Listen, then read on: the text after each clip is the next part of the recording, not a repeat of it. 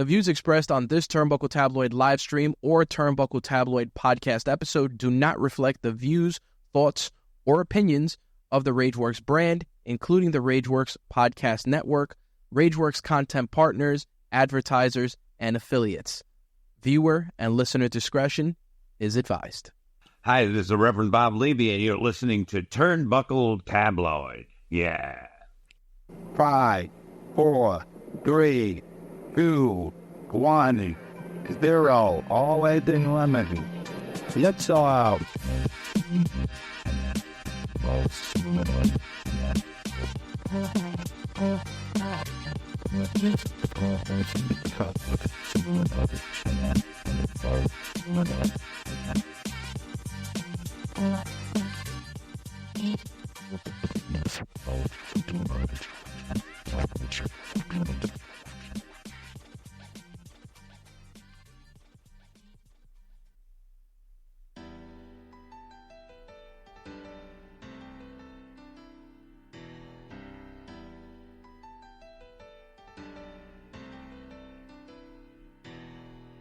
No question, I had it be. Tell me why you really mad at me. You been living in a dream world, now I'm only focused on reality. Can't be living in a dream world, no, a nigga need a little clarity. We was posted in a dream world, had to turn this shit into a tragedy. Like, no question, I had it be. Tell me why you really mad at me. You been living in a dream world, now I'm only focused on reality. Can't be living in a dream world, no, a nigga need a little clarity. We was posted in a dream world, how we turn this shit into a tragedy. That our home, you gotta respect it. King on the throne, you gotta accept it. Bet on myself, I never been desperate. Man, I'm $1 billion investment. Most of you niggas ain't getting the message. Pressure make diamonds, I ended up precious. Down for the rider, you taking the exit. Knowing you in the presence of a legend. Know that you fell in love with the aura. I ain't trying to get you caught up. Feeling the vibe when you speak of the past. Every time that shit get bored up. Ain't trying to get caught up in making it last. You wanna hit me with more love. Ain't trying to get caught up in making it last. Why she keep giving me more love? Ain't the right time with a shame. I'm trying to heal from the pain. Came with the baggage, no claim. This ain't an even exchange. Your love and my love ain't the same. Guard your heart and go love yourself. If you want you giving to someone else. Fell in love with the process of making $1, so now we just building up wealth. No question, I had it be. Tell me why you really mad at me. You been living in a dream world, now I'm only focused on reality. Can't be living in a dream world, no, a nigga need a little clarity. We was posted in a dream world, had to turn this shit into a tragedy. Like, no question, I had it be. Tell me why you really mad at me. You been living in a dream world, now I'm only focused on reality. Can't be living in a dream world, no, a nigga need a little clarity. We was posted in a dream world, how we turn this shit into a tragedy. In our own, you gotta respect it. King on the throne, you gotta accept it. Bet on myself, I never been desperate, man, I'm $1 billion investment. It's Turnbuckle Tabloid with Jay Santee. Turnbuckle Tabloid, cutting a promo. Facebook. You always got to find a way to screw around with something that I'm just getting into, ladies and gentlemen. Facebook. You know, just when I'm thinking that, hold on 1 second. Just when I'm thinking that I'm going to be able to at least get something going with the social media outlets and such like that, at least when I figure that I'm doing something right? And I'm like, hey, let me start connecting more with the listeners and such. Let me start doing a little bit more on this end. What do I get? Facebook and StreamYard having issues. They're beefing. So, yeah, it becomes an issue. Yo, what's going on? My guy Dave, what's popping, boy? What's going on? It's always something with these social media links and all that. Guys, honestly, if what's going on, my guy? Shout out to my boy Ray. My boy Ray was on the show the past week. He had a match yesterday. Well, technically he didn't, but let's just say he came out of it unscathed. Thankfully, we don't have to send him flowers anywhere. Shout out to the boy. Guys, if you want to comment to the subject matter, which I'll be talking about today, which is the WWE draft, and I'm going to be doing some house cleaning as well. Subscribe to the YouTube page, watch it on YouTube, and I get to see the comments easier that way because Facebook is just, I have to go through the phone and then it's back. It's utterly ridiculous. Hopefully Facebook and StreamYard comes to an understanding and they are able to cover their bases and such like that. It's just ridiculous.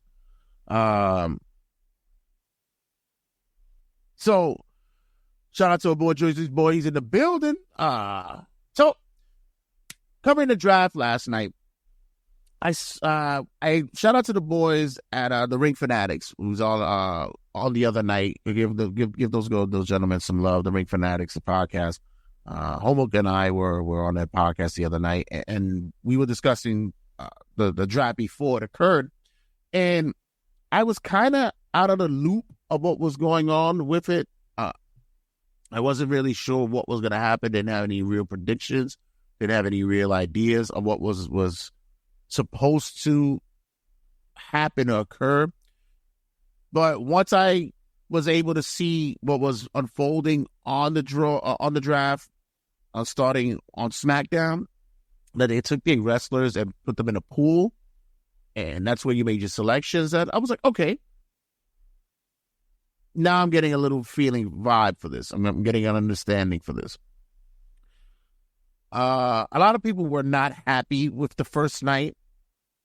A lot of people were, they were pretty much confused, conflicted, or just upset that nobody really made any moves. There weren't any big changes that occurred. But I started to piece by piece and start to understand that, okay, that wasn't going to happen. I had mentioned this during the podcast with the Ring Fanatics. I said, I don't see a lot of movement happening with the draft as of yet. It's kind of tough to put together a draft with storylines fresh off. I mean, I know they've been doing drafts for years, but with this new era and the way that we still have strong storylines going about, let's say with the bloodline, with Cody, certain individuals that are in place, I felt as though that you weren't going to see a lot of movement happening, and people were believing that we were going to see Seth jump to SmackDown. I kind of believed that it was going to happen too. We also believed that, we were going to see these surprise signings and such. People thought that there was a Jacob Fatu sighting that was going to happen, and I'm like, that's not going to happen yet. But I thought that with the pool, you would want to sit there and protect the guys that you want to protect. And I figured that would be the easiest way to at least hold the storylines down. Good looking out, my boy Dave. Shout out to you, bro. What up, my brother? I got my subscription. Thank you. So it's just ridiculous. Facebook and StreamYard's beef. I don't know what the hell's going on. I gotta go through one avenue to get to another. This way, I had the back door to get off Facebook. It's nonsense. But in any case, so the biggest, I guess, surprise we were seeing were the NXT signings. Carmelo wasn't so much of a big thing. They were already prepping him for the main event, to make the main shows. We had already seen him down the line get there.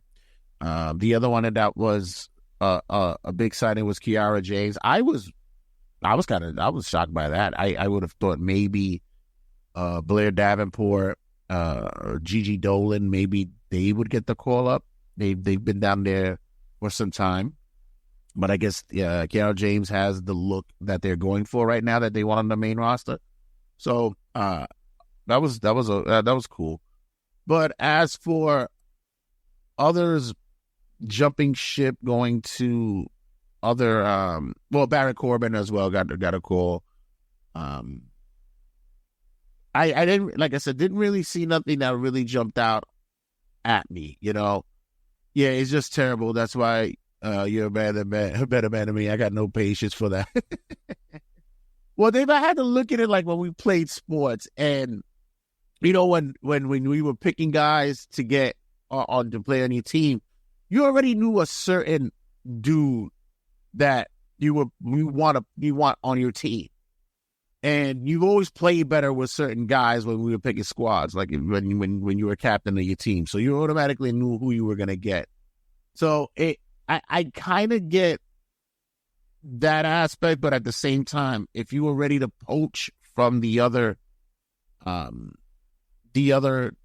company, I guess if they would have tactically had said that they're playing it safe, maybe I would have gotten that. but that wasn't the case. Interesting to see what will occur come Monday. We saw that after SmackDown went off, that there were other draft picks that happened, and hopefully we can see something else on the lighter. I would like to see NXT make some drafts. I also want to see trades. I would actually like to see them trade individuals that aren't in the pool, trade them to the next show so they can get an extra draft pick or something like that. I don't know how that play out. I don't know how it would occur, and it might be going a little bit too far. But I would like to see just one instance where that would occur. Maybe they get one trade per night, or I guess until said deadline, until I think it's May 5th after Backlash, where the rosters are locked in. You see, I can't say better, but I had an alternate measure and exercise to use for the draft. I would have gone with somewhat of the pool, but it would have been more in line to where so you have both shows, and I've explained this before. So, for example, each roster per round puts up a certain number of individuals in their pool. So, for instance, SmackDown puts up 3, and Raw puts up 5 because their roster is bigger because of their 3-hour show. What I would do is, let's say, SmackDown puts up 3. So the 3 would be, let's say, KO, AJ, and LA Knight. Out of those 3, Raw has to take 1. And Raw would do the same on the other end. And anybody who is not, you can't put up the same individuals again. Once you put them up, that's it. They're out of the eligibility. So you do that round by round until you get to the closing of the draft. I think it makes it a little bit more fun, a little bit more easier to dance around and play with. I'm assuming that it would be a little bit more of a tangent and more of a back and forth to see, but I don't know. We'll see how this plays out. As long as I'm not last, I'm Mr. aka Mr. Irrelevant. Hey, look what happened to a couple of guys out there already. We already saw how that went with Tom Brady and Brock Purdy. It's not a bad thing. The old bloodline and the new bloodline. Honestly, there's a lot of people who are not happy with what's going on with the new angle with the bloodline. Me, I'm waiting. I'm patiently waiting to see how this builds up, the progression. I'm glad that they give it Solo Sikoa more of an outlet as a talent. Doesn't have to do much talking. Just be effective. And there's still the fog in the air of who's the tribal chief. And it seems as though that everything is pacing. Just like I saw somebody complaining about now that Cody finished the story, what's next? Well, that's what's fun about this, the possibilities. What's next? We're still, we got to throw people at Cody. Like right now, you threw AJ at Cody. This is the first time that these two are face off against each other. They have somewhat of a history. AJ spoke about how he had a connection with his dad, and also there is that history in Japan that they never linked up. AJ was gone, Cody stepped in. They both were in Bullet Club, so there is story there. If you could play it properly, if you could play it right. I see that there's the ability and the possibility to expand on that. We can make something go along with it. We can build with Cody down the line. Will the crowd turn on him? Will the fans turn on him? Of course. We've seen it all the time. It's inevitable. I don't see any problems with that. But I believe that down the line, you will see something progressing with Cody and his white hot babyface look. So as for the draft, going back to that, we're gonna see brother AJ. What's going on, brother? You. We will see some form of possibilities with Raw. I don't see a lot of movement there either, unless it's tag team wise. But other than that, or maybe a call up to the main roster. Shout out to Homework Mike. He made a mention that he believed that Gallus is going to get a call up. I could see that. I don't think they're going to move up Chase U. I think Chase U is perfect where they are. They're good right there. At the same time, NXT is also trying to get their own foot planted firmly as their third show. And shout out to them. Their ratings have been going up slowly but surely. Listen, they were only 20,000 away from AEW's Dynamite this past week. What can you say about that, man? That's a lot telling. Guys, once again, if you want to comment on the shit or make comments on the show, just go to the YouTube or to the X Twitter page. But you go to YouTube because I'm trying to get those numbers up. Yeah, I want to get those subs up over there. Go to YouTube, and if you want to make comments, I can be able to see it here.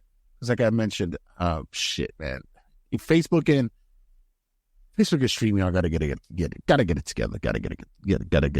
together. So just quickly, just want to make sure we do some housekeeping here. I'm gonna run into some wrestling rundown as well. So I might as well just play some music, right? Let me just it's wrestling rundown with Chase Fancy.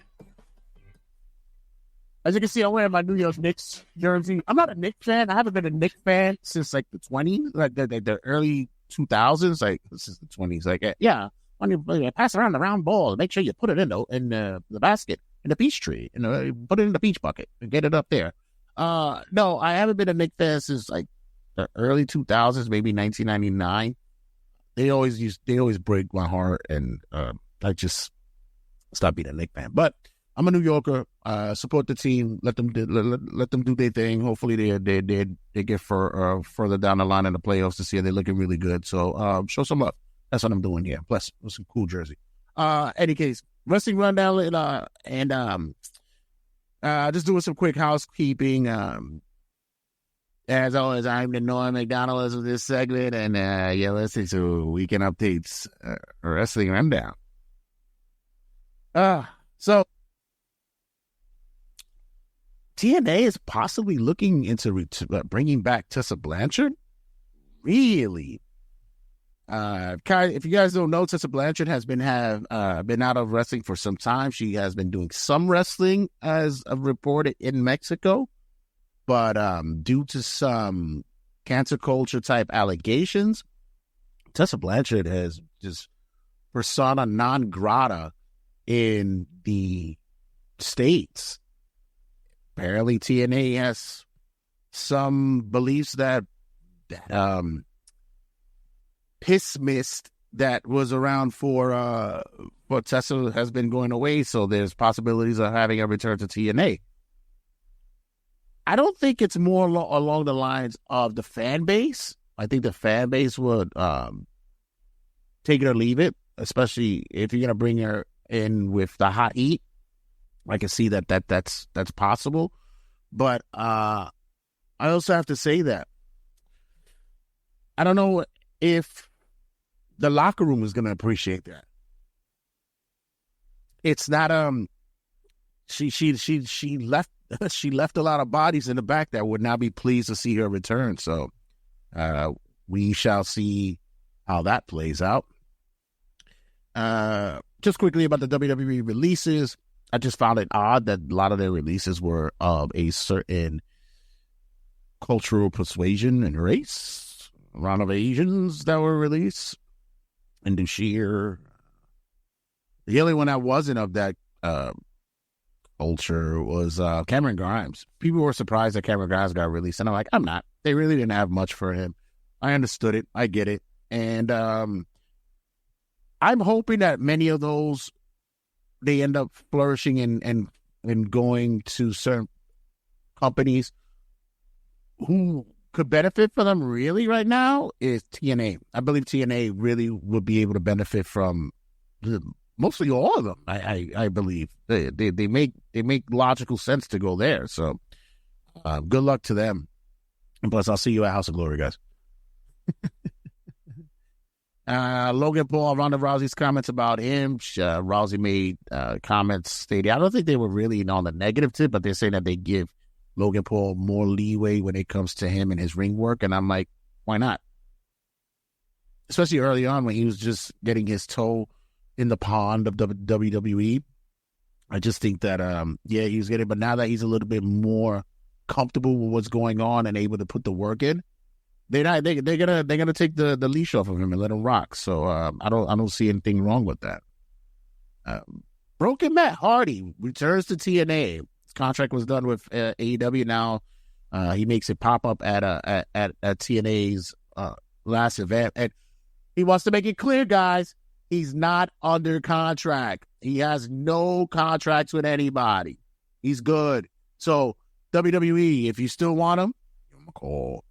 I think it'd be. I think it's best. Let them finish out their career in WWE. That's where they started out when they were teenagers. Let them go out and go into the Hall of Fame. Let's close it out there. What's next for Hook? There are those who are talking in the wrestling world that there's possibilities of him popping up and maybe WWE down the line. Maybe. He's still young. He's very young. And he has a skill set right now, although he is in a key storyline with Jericho, I guess, if you want to call it that. There is an upside to him. He definitely has to look. There's actually a following for him as well. I think that there's something there. I'm not quite sure whether he would be a mic work guy, but he's one of those that you could polish up. He's a rough stone that you can polish up, so we could see. Congratulations to Finn Balor signing a new contract with WWE. There were those who were speculating that he's going to be done with them and probably branch out to go elsewhere. Nope, he's comfortable. And this is what you guys understand about a lot of wrestlers in the business. Money's good. Money's real good. And when you're comfortable and you got a nice schedule and you're liked within the business, you can't always, it's not always about winning championships. It's not always about walking around with the gold. It's all about the setting, what they have going on for you, what's happening. And I think that Finn is that guy. He's settled in. He's good. He found his placehold, and he's happy to be where he's at. We just recently heard that Damian Priest signed an extension to his contract as well. So we're going to start seeing that little by little as well. There's also speculation and talks that many individuals on the WWE roster are not ready to jump ship to go to AEW. They're conflicted with the stories that they're hearing, and those who may be already there, who were from the WWE prior, maybe trickling back and letting them know, don't come here. So, we'll see. Speaking of AEW, Goldberg has recently released, spoken on a podcast recently and discussed the fact that AEW reached out to him, but he refused because they're a bit cheesy. Goldberg didn't want to lose, and the money wasn't right for him. Let's just keep it a buck. That's all it was. Next up, 2K banning of creators. So this past week, we saw that top creators on the 2K WWE 2K platform, one especially known as What's the Status, was banned for his modding and such. As of today, the ban was lifted on What's the Status. WWE Games and What's the Status came to an agreement, and it seems as though that he will be back on. Hey, WWE Games, 2K. Here's an idea, just between you and I. Here's an idea. Hire them. They're actually really good at what they do. Hire them. Yeah. I'm a fan of modding. I believe that modding should be done in games, as long as it's not showing indecent and improper images and such, and you're continuing the model of what the game is based on. On PC, the modding is exceptional. The last great WWE game that came out for PC was 2K19, and it had a fantastic run on PC. And the modding world, the community there was amazing. So I believe that they should expand a little bit more, let them play around with it, and especially when you see the mods that they do with these images and these characters and such, it's phenomenal. I believe the one thing that probably held him back or probably hurt him was the fact that he was creating female wrestlers to fight males, and they were able to get bloody and stuff like that. I think that might have been the thing. But what kills me at the same time is you'll ban him for that, but you won't take down the images of boobs and ass and all that stuff when you go to the image creator scene. I just click on the first page, and it's a naked woman there. Listen, I'm not one to say, man, I'm opposed to a naked woman. Hell, I love me a naked woman. But come on, guys. You got kids on there. Shit, we got to monetize that shit. We got to monitor it. That's ridiculous. Next up, Grizzled Young Veterans make their AEW debut tonight on Collision. Shout out to them. I'm hoping they do well. They were a popular team on NXT when they were there. It's unfortunate that how they use them later on down the line in NXT, but very good tag team, and hopefully they do well there in the near future. Next up, Max Caster is bad. Recently, Max Caster went on his Twitter or his X. Shout out to you people who are watching me on X right now. You guys are awesome. And mentioned that he was suspended. Someone asked him where is he? Yeah, suspended. Seems as though that he was suspended due to some explicit lines in which he used during AEW Dynasty, cutting a promo against the Bang Bang Club. When I heard it, I was like, oh, they're letting him do that? Okay, cool. But as per the would that be a reason why we suspend him? I don't know. I they've been letting him get away with a lot of other stuff, so why would that be the one that causes a rift with him? I don't know. We shall see. It's unfortunate as well because Max lost his father this past few months ago. I believe it was a few months ago.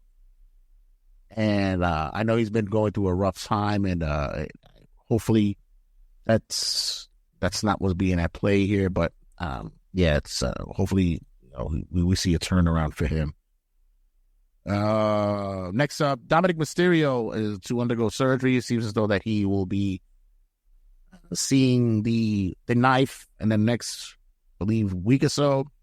Apparently, he's supposed to be getting Tommy John surgery. That's a killer right there for those people who understand baseball and such.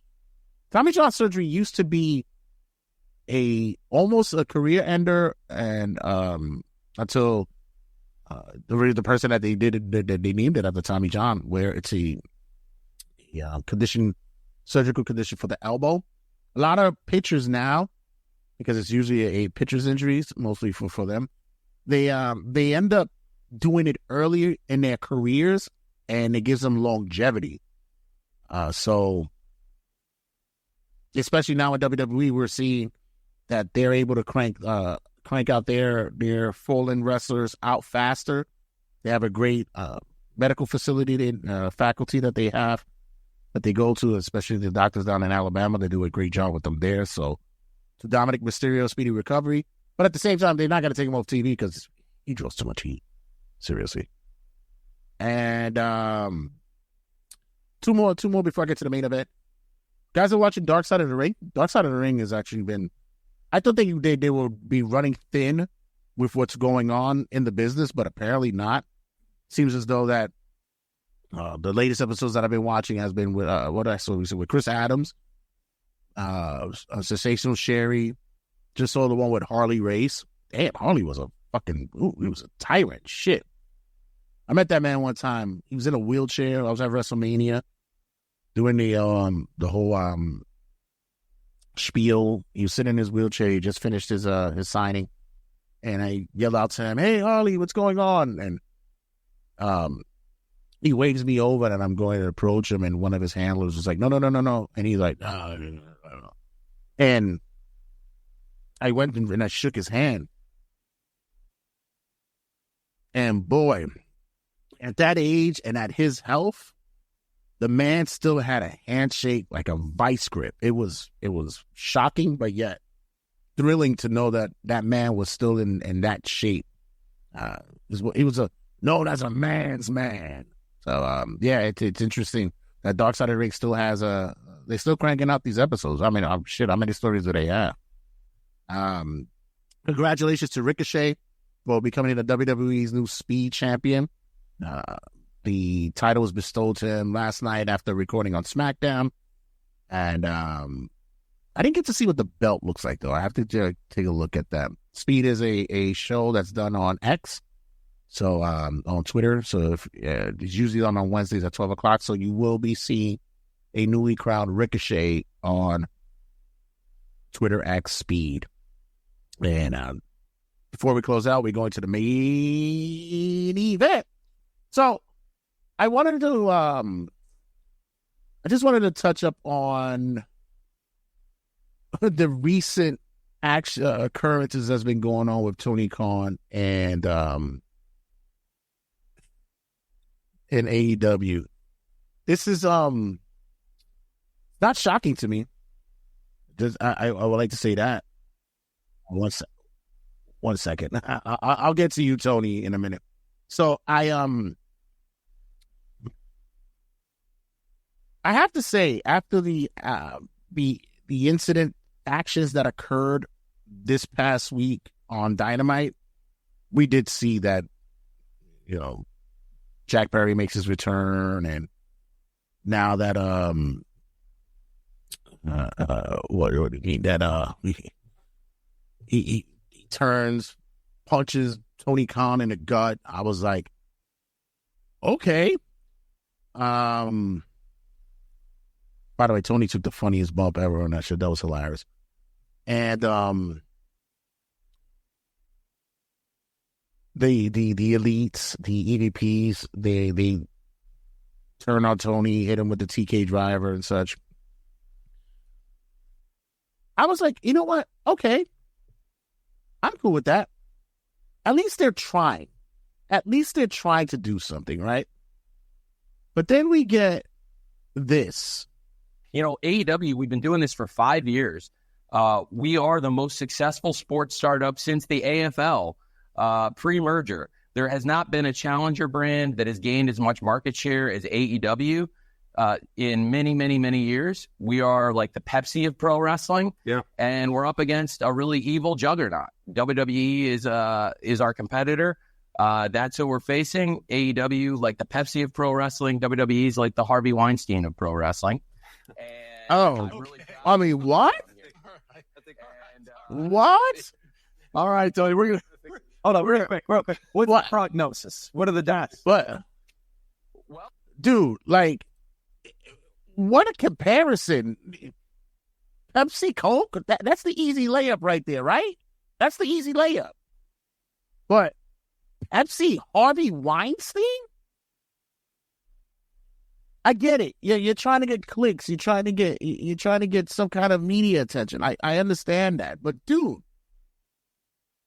that's a very loaded fucking answer that you gave to those constituents there on the NFL Network who you could tell right there they were uncomfortable with that response. Fine. Vince is a dirty old man. We know it. We know that they're doing creep shit. And that's the allegations that's there. At the same time, whoever else could be under that umbrella, most likely is John Laurinaitis. But to say that the whole company was a Harvey Weinstein company, if that were true, no one would work there. No one would work there. And this is what I'm saying. Like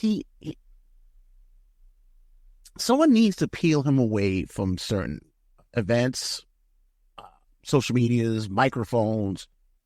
It's outrageous for you to make that comparison. It is. It's such a far reach. I mean, and you could tell like he'd been wanting to use that for such a long time. Like he was waiting for the opportunity to make that statement because he was probably back there like pitching it and working it with the guys and stuff. The people in the locker room was like, that the WWE's the Harvey Weinstein of the rest of the universe, right? Right, that works, right? No. Somebody take him away.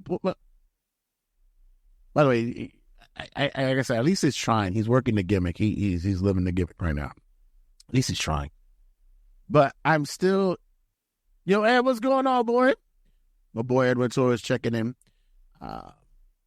I feel as though that you're really doing too much right now. Way too much. Remember, this is the guy who once said that you're not going to see me on TV taking bombs, taking spots, doing angles, whatever. And look what happens.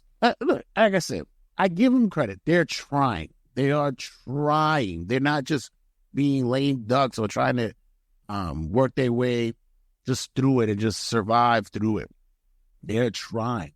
Hell, it was just recently announced that TNA only got 500,000 pay-per-view buys. Shit, that's crazy. And it was actually a pretty good event too, but jeez. Yeah. But even still, like, how I'm kind of, that's scary how that company's still not shit. But, even with that occurring, they still are just, they're still struggling to keep the audience that they have it. And I think slowly but surely it's dying away just because of these instances. We saw it in the past when WCW went and started throwing shots at WWE. It was their demise. Same could be said for when TNA went head to head with WWE when they went and run Mondays against them and throw shots. It didn't help. So I think maybe they should just start moving away from that. Maybe they should start just focusing on them, bringing up their stars, bringing up their talent, be more productive in storylines. And by the way, the utter disrespect of having a great story with Swerve Strickland. And if you want to put the tag on it, if you want to make it the way your first African-American champion, you wanted to be progressive, you wanted to be all out front and what people say woke or whatever bullshit. He's a fucking champ. He's a great wrestler and he's a talent. You did this, and even just not even the aspect of him being an African-American wrestler, just for the story itself, for him, where he's come from, where he began. You didn't give him his flowers and give him just due to celebrate that and have him cut a promo and let the crowd take him in. No. You opened the show with the EVPs. and you have him in a match with Kyle Fletcher. Not to take anything away from Kyle Fletcher because he's a good wrestler, but really, this is what you did for him? Nah, that's utter disrespect. And don't give me no bullshit that we're going to have a big celebration on Collision because nobody's watching it. It's horseshit. And this is what I'm saying. For all those who are having this, yay, AEW can do no wrong. Listen, there's shit on both sides of everybody's fence. Everybody has fertilizer or fucking dog shit on their fence. So don't give me don't give me that nonsense that everything's all in well. Oh, but if WWE does it, they get shit too. I shit on them too. I call them out for their bullshit as well. Just like anybody else, I call out on their bullshit. Tony, do better. Stay the fuck away. Use that neck brace and just stay the fuck away. Matter of fact, take the neck brace, put up a little bit higher, and cover your mouth. Shut the. All right, guys, gonna wrap it up here on this end. Much more to talk about possibly later on down the line, and oops, they won't do that. All right, guys. Thanks again for chiming in, checking in. I'm, like I said, doing a lot more for the social medias, and I'm trying to check out for you guys here. Pardon me. Be a part of all the social media outlets out there. Get a part of the YouTube. Get a part of the Facebook pages, the group, and the page itself. Follow us on X. Follow us on Twitch. I saw some viewers on Twitch as well. Thank you guys for being on there as well. And more to talk about, guys. I'm going to go get a... Hey, all that. Hey, all that. Hey, all hour.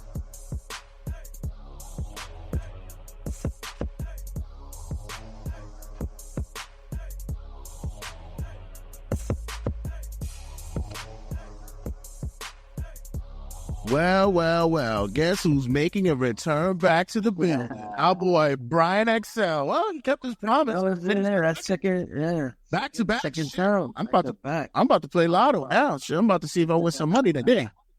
No doubt. So we get some bread going in. So we talked about it last week on the episode. We wanted to discuss what would go into the mind of Brian XL in today's modern wrestling if he was in that position. Well, he's in a position right now with HOG's House of Glory. Check them out. Cinco de Mayo. Big show coming up, man. They just released some breaking news for this upcoming Sunday, May 5th. The Cruiserweight champion, Casey Navarro, is going up against the man himself, Laredo Kid. That's a good booking right there. That's a nice match. Yeah, definitely. Yeah. Make sure you check those guys out. Tickets are still available. You could go to tickettailor.com for tickets. Tickets are still available. 5 p.m. start time, so it's a good time to go in there, do your thing, come out and get your drink on. You still got time to chill. So we're gonna go and we're gonna ask the booker. We're gonna talk to the booker today, our boy BX. So first of all, of course you're hands on with the majority of stuff that goes on there, but it's not often that we see an indie promotion that's really tied to storylines and such. How are you able to keep the pace with that? That's a good question. I think it's super important. You know what I mean? Sometimes, people don't follow storylines when it comes to fans. You know what I mean? Sometimes there's fans that appreciate storylines. You know what I mean? I think that to be able to keep the fans coming back, you definitely should add some storylines because the fans get invested on, whatever is going to happen next. You know what I'm saying? So it definitely is it's important to put some storylines and some guys on the roster for sure. Yeah, because for me, I would think about it more about I think as maybe as a promoter, each time you're doing an event, you're bringing new eyes to the product. You know what I mean? You're always looking at a new audience. So indie wise, a lot of booking for them is just basically let's get these dream matches, let's get these super matches going on. But you guys have always been consistent to having storylines. I mean, one of the biggest storylines you had last year when we mentioned was the Booker storyline when the Bookers came back. Another great storyline you had was Charles Mason and his rise to fame and such, or what he did. Do you often get some kind of comments or compliments and such, or maybe from the fans when they're going along with what's happening with the shows? Yeah, absolutely. You can see them in the comments, and a lot of times, at the live events, they'll tell you how they feel. You know what I mean? They tell me all the time, the characters that they support and stuff like that. And, just the whole thing, the reaction from the fans, man, when we keep these stories, like you said about the Mason, even with Mason and La Sombra, you know what I mean? Like the hardcore match they had when Mason lost that belt, that was months, of storylines. You know what I mean? I think that they're super important. And, the way the fans act when I see them in person, they all invested in it. You know what I mean? Every time I talk to the fans, they always bring up some storylines that we doing. You know what I mean? So I know that that's working. So how is it that, of course, it's always the pop, the crowd gives, the chants. You know me, I'm vocal as hell when I'm on there, so you already know. I sign it. I have my sign and everything. No. Yeah, you've thrown my sign around a couple of times and such. But even still, you've grown to see and know that the crowd has become more important to what the basis of wrestling is. I'm not sure whether if you really focus on other promotions and stuff, or even today's current main shows or whatever, are promoters staying in tune of what the fans are into? For instance, WWE finished Cody's story. So do you find it that are we still gravitating to what the audience wants, or is just whatever the dream matches are there for? No, I think the storylines are important, and WWE is good at that too. You know what I'm saying? And AEW does it sometimes, but obviously, there's a lot of times, AEW just do a lot of dream matches. I mean, they got so many great guys on their roster that it's like, I'm not trying to compare them to PWG, but it's like a company that has like so many great wrestlers that look at the Bryan Danielson versus Ospreay. Mm-hmm. That right there, that's a dream match. You know what I mean? I feel like they could have built it more. You know what I'm saying? But even though, look what they delivered, the match was crazy. Right. You know what I'm saying? So, obviously, I think it just depends. You know what I mean? There's some fans that want to see those dream matches, and there's some fans that appreciate the storylines. You know what I mean? I think, you could always build a match to make it bigger. Like, even with the Santana and Ortiz, I feel like it has so much there. Like, you know what I mean? There's so much history. AEW reached out to us to give them some footage of obviously, LAX was with us, Santana and Ortiz, for a couple of years, so we had so much footage, so we just started giving them footage. But I feel like just that alone, I feel like that's a whole year storyline that they could have got from these guys. Yeah, as far as we're super, invested in. Yeah, that's one of those missed opportunities I feel should have been there, could have been there. There was opportunities to where the especially knowing the interpersonal relationship of them, the fallibility, the breakup and such, that they could have, they could have capitalized on it. So when you're looking at today's landscape of the mainstream wrestling and such, do you ever tie what's going on up there and possibly, like, not to say that it's ripping it off, but it's basically taking a little piece in here and using it for HOG, for House of Glory? Nah, I don't. To be completely honest with you, I don't watch AEW and I don't watch WWE.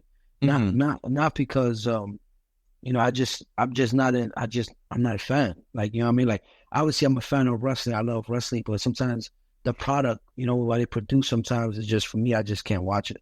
You know what I'm saying? And that's been going on and off for years. Like, you know what I mean? So even before House of Glory, like, you know what I mean? And sometimes I can't watch it unless it's like, a match that I want to watch, or one of my guys, Private Party, or, somebody I support. I want to see what they're doing, and then I'll tune in. You know what I mean? So I can't sit here and say that I copy anything from them, because I don't know what they're doing.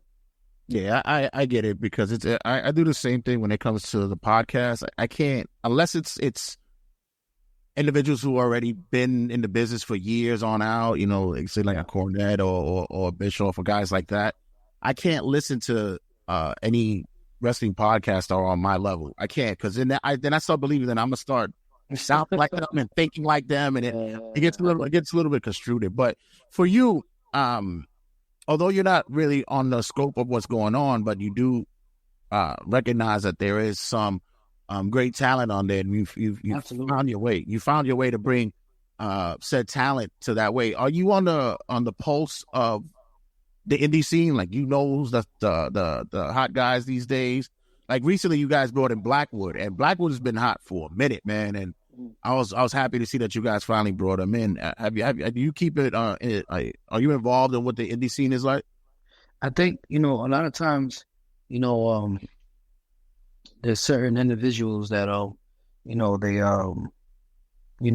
how you say that word? Their word means something to me. You know what I'm saying? So if they be like, oh, look, check this guy out. He's doing this thing, then I'll go and check it out. You know what I'm saying? Because a lot of times I don't know what's going on in the indies. But sometimes, obviously, there's some people that come on your feed, you know what I'm saying? Or like on IG and stuff like that. And we keep seeing the same person, and then you go look to see what the person's doing, and you see him everywhere, or he's killing it, having great matches.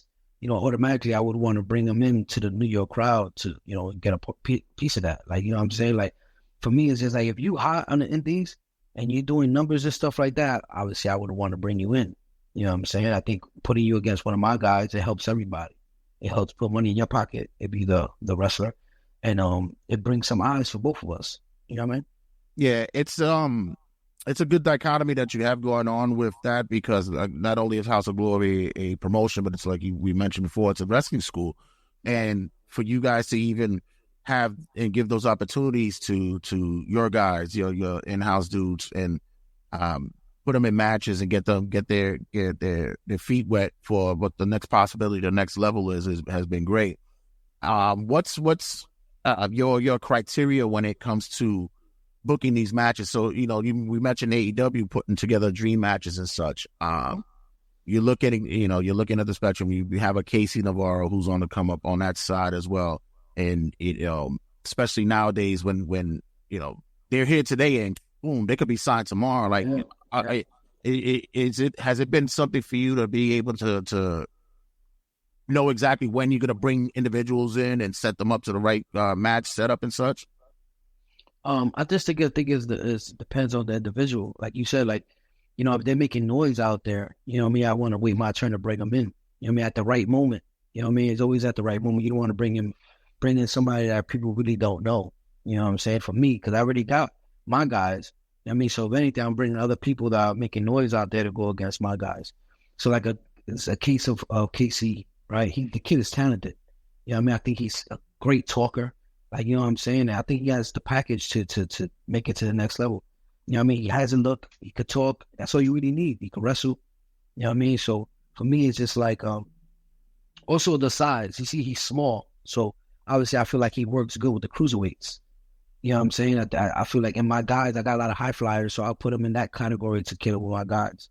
I think when a guy is, more bigger, it just depends who you are. If you're bigger, then I'll put you with this guy. If you're smaller, I'll put you with this guy and see how it matches up. You know what I mean? You've given, like I said, you've given a lot of your boys opportunities and such. For instance, the main event, you guys have gotten them from day one, and they've been touching ground everywhere. Like, I've seen them hit the ground running. They're doing big things. Shout out to them, man. Midas and Lion, man. Those kids are killing up.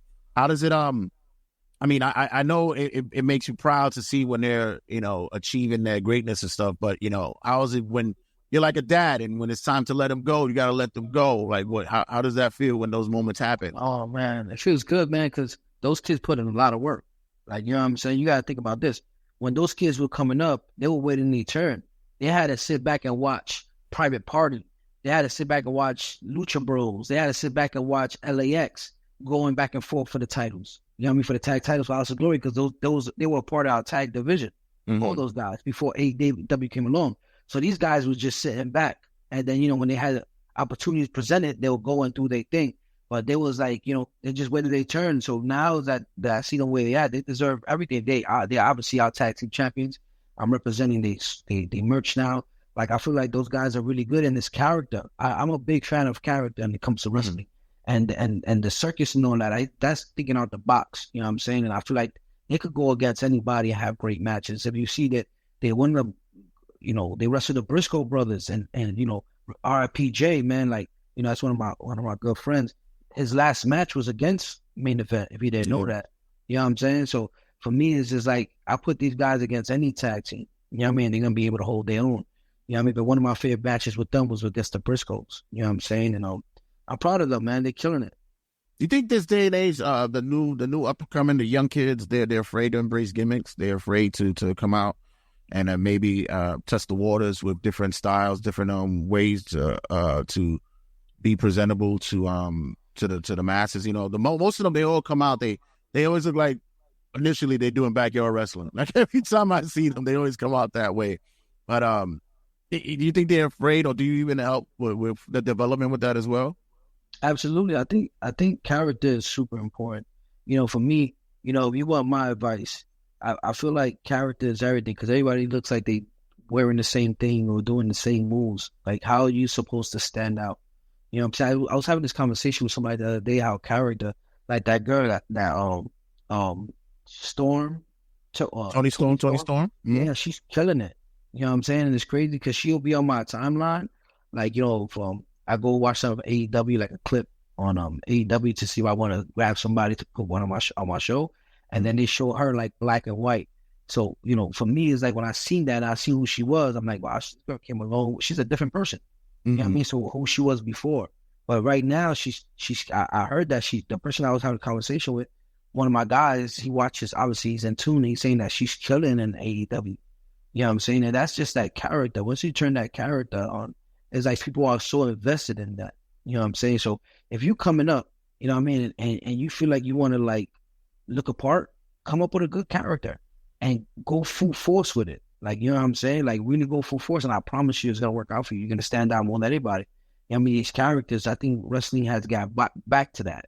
You know what I mean? You have the wrestlers like the Ospreys and, like I said before, the Bryan Danielsons and, you know, of the world, but then there's also characters. And if you look at the characters in WWE and you look at the characters that AEW, they're superstars. People who love, you know, obviously us as fans, all of us, right? We, you know, it's different now, right? So it's like we already know fans sometimes, you know, and I had said this in another podcast, you know, I said something like fans are smarter than the wrestlers, but I didn't mean it to say like that. I mean, like, fans know what you're going to do next. A lot of fans, they can watch a match and know what you're going to do next. So for me, it's just like when they see character, they're like, well, okay, now I'm entertained now. Now I'm entertained. Like, I don't know what this person's about to do. Like, you know what I'm saying? And they be more invested into the promos or the character itself than the actual wrestling. You know what I mean? So it's just like people want to be able to get entertained. And for me, this is why I feel like, you know, these characters are important. That's why I was doing this so much at House of Glory. And we're going to go back to that soon. You know what I'm saying? But I feel like that's the future, you know what I mean, of wrestling. Yeah. I know I've known you for X amount of years. And one thing that I've known that you do exclusively is like you usually stay out of the limelight. Like you do a lot of let the wrestlers, let your talent, let your students be in the forefront. You know, you've had your moments, you had your matches, especially those times where, you know, it was a part of an elevation to drawing in the audience, bringing in the crowds, helping to putting another talent over and such like that. You've been real good with that, but you've been real low key. Other than that, I don't really see you hitting up the socials and taking down, bashing other promotions or the companies like that. You've been real low key with that. You know, you stay out of that garbage. With Tony Khan recently, he's been very exceptional with taking pot shots at the rival company, so quote unquote. Is it good for business? Does it help business, or is he putting a spotlight on a negativity on his promotion? I will say this.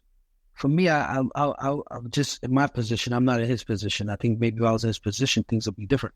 But I'm in my position. You know what I mean? And for me, I think, you know, I don't go and bash nobody. That's not what our House of Glory is. Well, that's not it's there for. Like, you know, what people are doing is their business, not none of my business. You know what I'm saying? I'm just worried about what House of Glory is doing.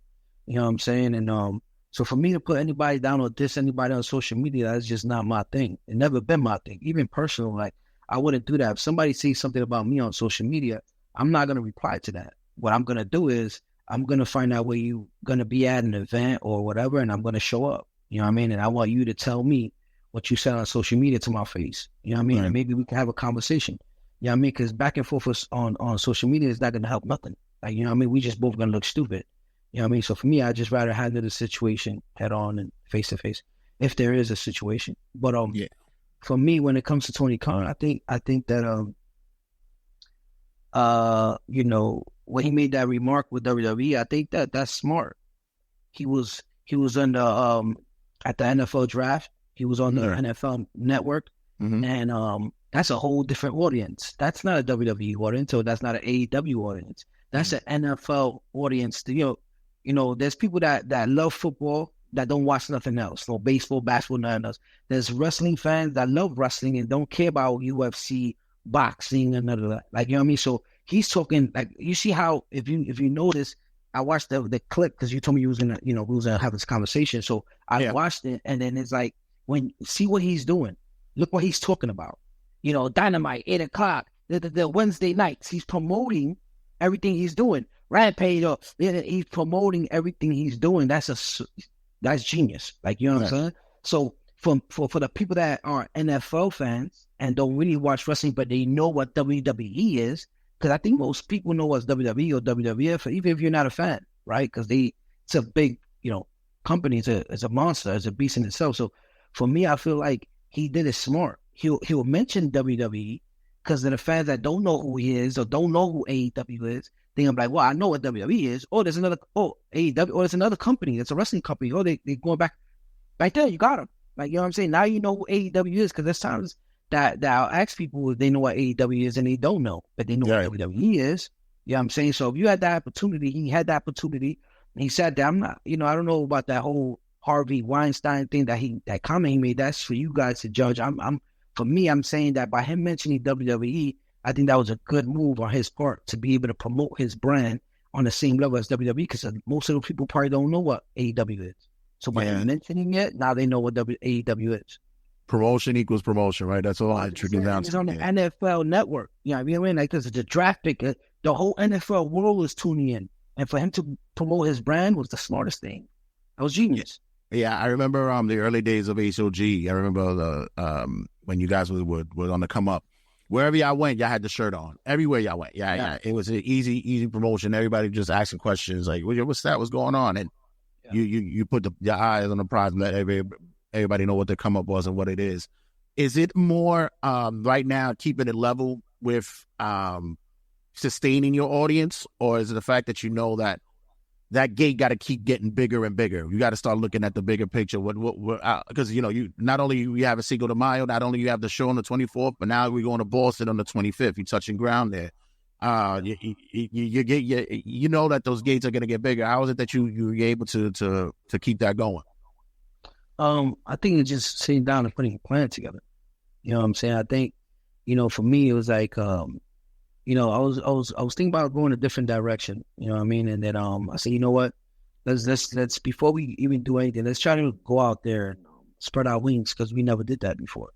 You know what I'm saying? People have been asking us for a long time, like, when you guys are gonna run outside of New York. You know what I mean? Like I said before, like, I was just comfortable being home in New York and running events, and, doing very well. You know what I'm saying? And I think now this year we want to be able to, like, grow. You know what I'm saying? And go run more events outside of New York and see what happens. Worst thing that can happen, it just doesn't work. And cool, we come back home and then just keep doing what we're doing. But I think, I think for everyone, even the guys on the roster, everybody wants to branch out. You know what I mean? And I feel like if we do it together, we gonna be able to do some numbers, man, and do very well in these different locations. Yeah, it's like I said, it's not a race. It's a marathon, and I always tell people that it's when it comes to achieving what you want, or even greater. It doesn't happen overnight. People want the turnover overnight. It doesn't happen that way. But before I let you go, WWE just had releases, and it's about that time. And it usually happens that sometimes you got to let people go. It happens that the creative has nothing for you. And I've known that through the years. There's certain instances where you've had guys that had to leave as well. They had to go branch out and do their own thing. Is there ill will? Is there any and feelings on lost love with your former students, your former performers, your former wrestlers and such? Is there any reconciliations that happen, or is it just like, yo, you do you guys? It's cool. Yeah, with me, I only can speak for myself. You know what I'm saying? And and I mean this, God knows I'm not lying. I think every student that stepped in the House of Glory, or was a part of House of Glory, and I have love for them. I have no hatred in my blood.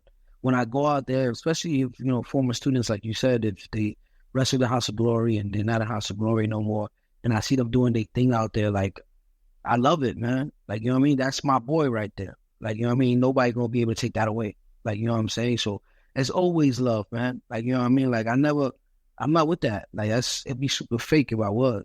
You know what I'm saying? Like, for me, it's just like, you spend your hard-earning money to come and train with us, month after month, year after year. Like, how would I try to, like, look at you a certain way if you decide to branch out or if things didn't work out? You know what I mean? I will always root for my guys. If you represented the orange and black one day, time in your life, I'm always going to support you, whatever you do. Even it don't even have to be students, just anybody. Right. Like, if you support the House of Glory, man, look, I'm here doing this with you. Like, you know what I'm saying? And that's the reason is because you've been with us from day one. I mean, people will look at me and think otherwise. Or I'm not worried about nobody, bro. Like, you know what I'm saying? I don't look at nobody's product. I'm not angry with nobody. I'm blessed, man. For where I come from, man, I'm blessed. Like, you know what I mean? So that would be stupid of me if I'm worried about the next man.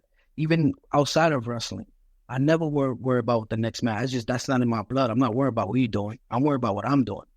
I'm going against myself. Like, you know what I'm saying? And trying to see how we can make this thing bigger. And, and that's what it's about. Like, you know what I mean? So anybody that was in House of Glory or trained with us even for one day, like, I always going to have love for you for even choosing us to train you and believing in us. Like, you know what I mean? Like, nobody's perfect. Like, you know what I'm saying? We live in a crazy world, man. Nobody's perfect. And, there's always love here, man. From me, there's always love. Like, you know what I'm saying? So it's like that, even from Red too. Like, I don't hold no grudges, man. We don't hold grudges with nobody. I mean, if you hold grudges with us and you think that we thinking something, then, you wrong, man. I'm telling you this right now, you wrong. Yeah. Because there's no grudges here, man. No, it's a beautiful thing because, you always hear when, especially on the main scale, when people get released from certain companies and such like that, everybody already has a, ill will, the negativity stuff flying out, and it's like, it's business, man, and that's what they usually have. And what's crazy that they let you go, and I bet you killing the indies 1 year or 2 years, they're gonna call you right back. Right. Yeah. Nah, they're gonna call you right back. You come out here, you get released, and you go out there and you kill it. And the good thing is AEW's there, so it's like you could, if it's about money and you worry about, obviously, we gotta feed our families. You got a company like AEW that come and give you a bag. They'll give you money inside you. You know what I mean? So you could be secure and you're good. But when it comes to WWE, man, you go out there, you kill it. You know what I learned about WWE, man? It's really business. You know what I'm saying? It's like 100% business. So if you out there and you killing it, they're gonna call you right back. They're gonna want some of that, and they're gonna call you right back. You know what I mean? And it's like, if you notice, a lot of people left and came back. Yeah, they signed back. You know what I mean? And if CM Punk could go back to WWE, anybody could go back. Anything's possible. Anything's possible, bro. Like, you know what I mean? Obviously, it hurts when it first happened because, you had the dream job, you there, you traveling the world. Like, if you in WWE, you've been watching the product. Most people, I will assume, like most everybody on that roster, been watching wrestling since they were kids. And to be able to be around it and be signed to them, it's just a dream come true. So it's hard, when they let you go, but if you go out there and you grind, man, you keep God first, man, they're going to call you right back. Or you go to AEW or TNA or whatever. You know what I mean? Yeah, options. I always look forward in a positive light when I see releases, because then I go, oh, after 90 days, I'll see you at House of Glory. I'll see you at House of Glory. But B, good looking out, man, as always, man. Good looking out as always, man. Like I said, there's gonna be a probably a 2 weeks. I mean, yeah, sure. When you think about Swerve winning the AEW belt, I thought it was a great accomplishment. The kid, I mean, like I said, from his first days when I first saw him and HOG, and then his grind on the West Coast, and then making his way to WWE. Unfortunately, he got released from there, and it was maybe good tidings that it occurred. I know right now, Triple H is like holding a fist, like, damn, I wanted to keep him so bad. And to see what they did with him now, it's a great thing. The only thing is that I wish they would have gave him his flowers on Dynamite. He cut a promo on Collision, and that's not where the eyes are at. The bigger eyes on Dynamite, and they booked him for a match, and they gave him a competitive match that day. against Kyle Fletcher, and I think it should have been one that he had a moment that he was celebratory. Everybody was with him. They rolled with him. They were in his house. And shout out to Nana too, man. We know Nana for years, man, and for him to get to where he's at too, man, it's hilarious, bro. But it's a great hilarious. It's a good feeling with him, man. 100%, man. Those two, I feel like without one, we won't be able to. Like, I think they have the peanut butter and jelly right there. I feel like that's the only way it would have worked, having those two guys together.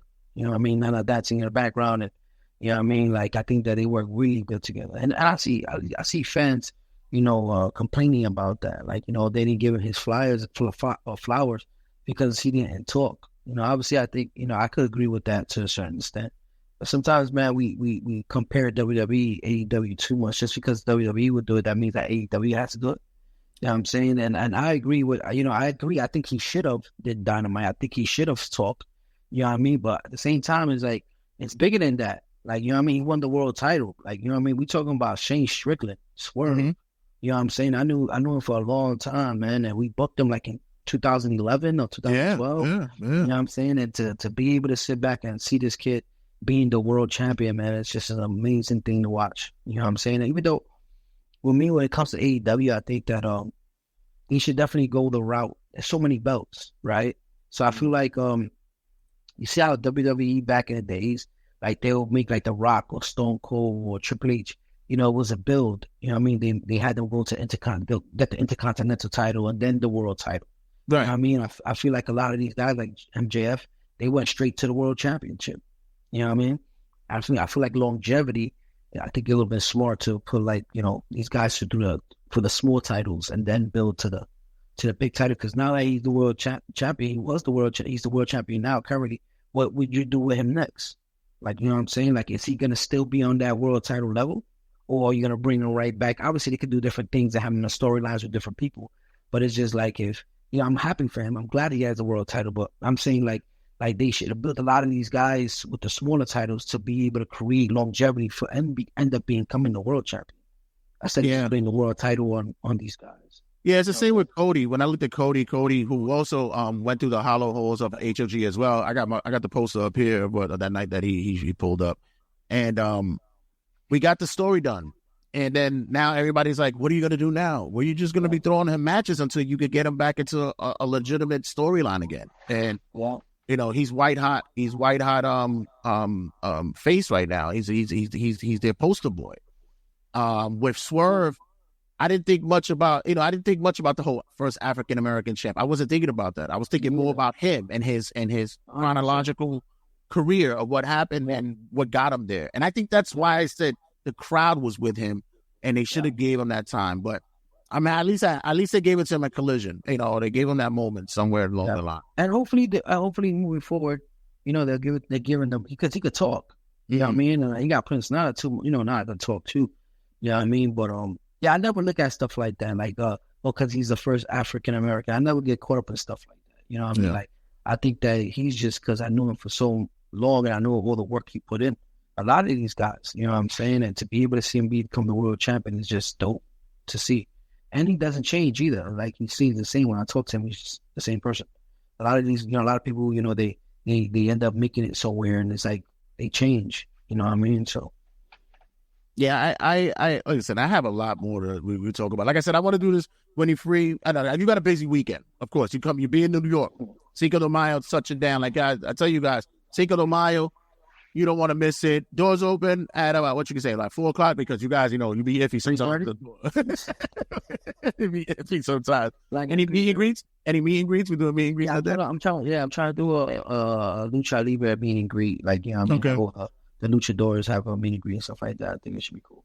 Oh, you guys are going to turn the boy. If there's anything that happens in Queens, that section out there, they love their luchadors. They'll pull up. I'm surprised he didn't do that one at La Boom. La Boom is where the luchadors. Yeah, you know what's crazy? That Red told me the other day, right? He sent me a message. He goes, "We should have done this in La Boom." Yeah.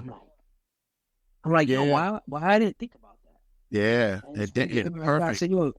I said, bro, you tell me this right now, and it's just like, I didn't even think about it. I said, that would have been perfect for La Boom. Crazy.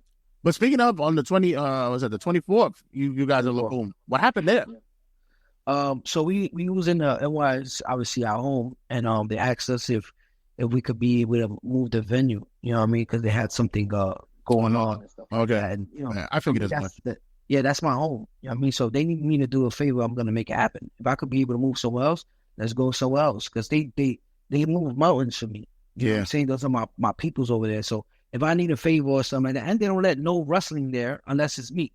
Unless it has to go through me. Like if somebody contacts them, they'll be like, talk to Brian. Like we don't want nothing to do with wrestling. If Brian says yeah, then you can do a show here. If not, this is Brian's house when it comes to wrestling. You know what I'm saying? So, they always treated me good. You know what I mean? Those are my peoples. Like, you know what I mean? So if they needed like, yo, look, we need this 24th. Can you make this happen? Of course, I'm out. We're going to boom.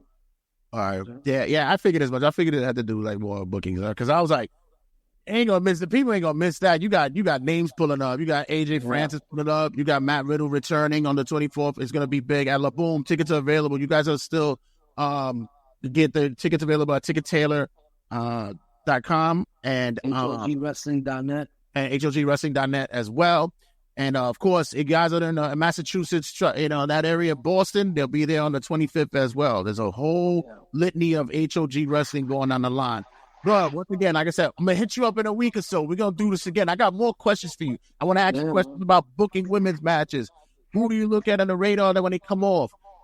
What's the best way? You got a bunch of shit to talk about, man. Yeah, I'm with it, man. Let's try to do this every week. Yeah, guys. Much more to talk about, guys. Don't go there and stick around. And for you people watching the live stream and such, you'll catch up. See you guys later. And once again, thanks again, B. Much love. All right, brother. Talk to you soon. Later. 5, 4, 3, 2, 1, 0. All engine on measure. Lights off.